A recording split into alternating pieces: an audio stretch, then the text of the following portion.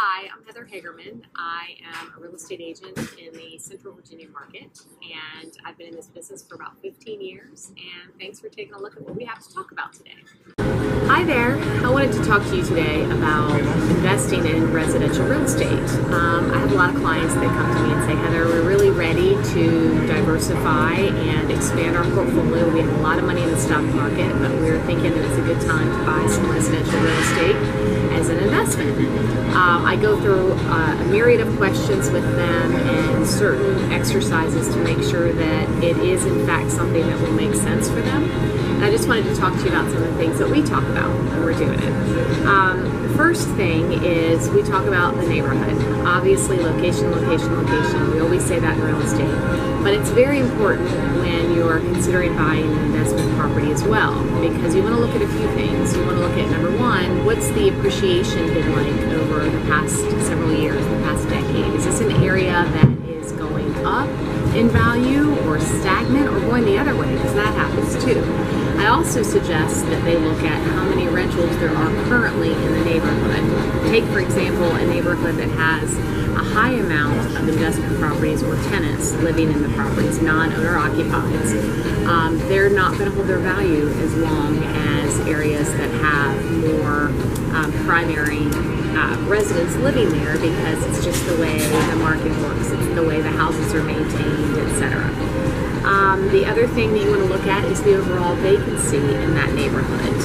If there are properties for rent in the neighborhood, are there a lot of them that are on the market right now, a lot that are available?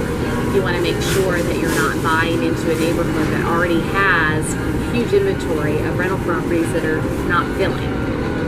And then you also want to look at property taxes. So you could buy, in our market, for example, we have several different counties that form our market, and in each county the tax rate varies. So you want to make sure that you're looking at that and factoring that into what your return will be, because that definitely does play a part in it. Also for resale. That's important as well, because with everything my clients do, whether it's for their primary home or it's an investment property, I like to think about disposition. What's going to happen when it's time to sell? And so schools make an important impact on a purchaser's buying decision.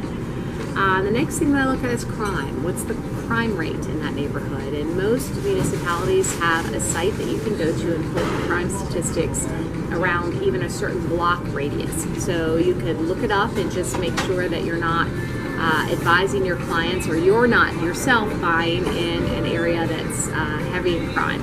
The next thing that I would suggest that you look at is the job market, or what are the economic drivers in that area. For example, our market is very heavy military. We are also in a university town, so some of the things that are going to keep the property on the rental market and keep the base of tenants out there are the college students that come in every year. We also have, because of the military population, every couple years more people coming in to work the military bases. So I suggest you see in your market what the drivers are and look at that. The next thing that I suggest you look at are the amenities. I think everybody wants to live in a place where services are nearby, or there's a local swimming pool, there's great shopping. So I would suggest that you look at properties that also meet this criteria. Also look at future development. Are you looking at an area that has a lot of exciting development plan? You can pull the building permits at your local county office, or you can look in the newspaper and see what's being planned for that area. This is important because you want to know what's happening and what's trending in that area so you can make a good choice. The other thing that I would say is you need to consider what rent you can command in that area, and that's going to take some research in seeing what properties with similar bedrooms and similar size have currently rented for. And you want to make sure, obviously, that whatever you're purchasing the property for, when you do your pro forma, it's in line with the rents that you're going to receive.